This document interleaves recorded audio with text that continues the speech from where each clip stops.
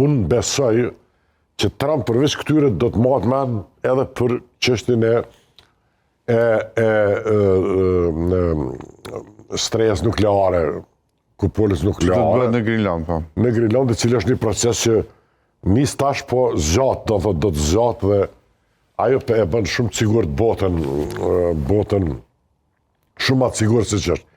Tash i Trump edhe për republikan në politikë mbrapsht kanë punë të kesë. Kështu që kjo politika jashme e Trumpit dhe orientimi komplet në politikë të jashme ka një çmim i cili do të thotë metet me u pa zgjedhjet që janë midterm tash në vjesht. Unë besoj që ka me pagu një çmim kozat të madh në zgjedhjet. Për shkak të fokusit tek politika e jashtme, po.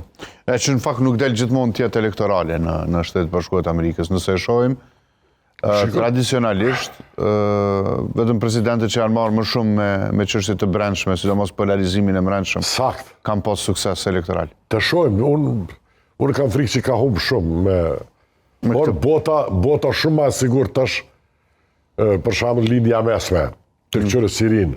Mener ju kanë kthy jetës, tash shlirohet edhe Turqia, se i ka me miliona refugjat. Venet aty për rreth e din që mos nuk ka një shtet që përdoret si bazë për terrorizëm dhe kështu me radhë. Pa llogarit